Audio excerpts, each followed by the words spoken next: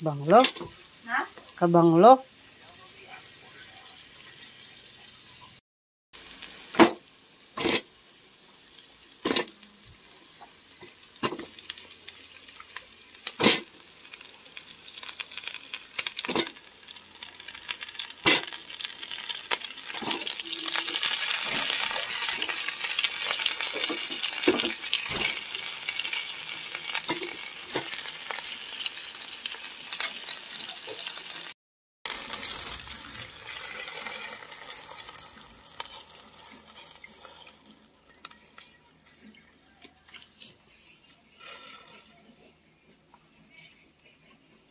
Luluto tayo ng ginataang tambakol and pampano.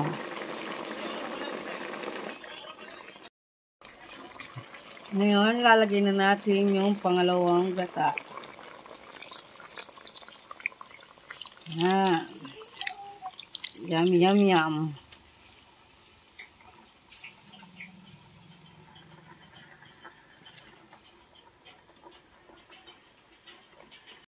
Paluto na ang ating ginataang tambakol. Lagyan na ng sili. Lagyan na natin ng pechay. Wala lang tayong talong, mga mare. Ganyan lang yung version ng aking ginataang tambakol.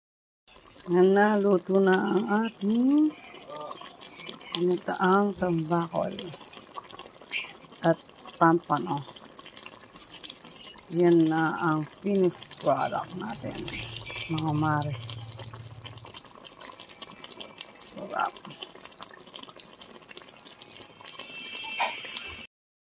Luto na, tikiman time. Ginataang tambakol and pampano.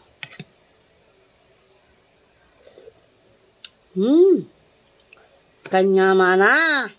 Bukal-bukal ya.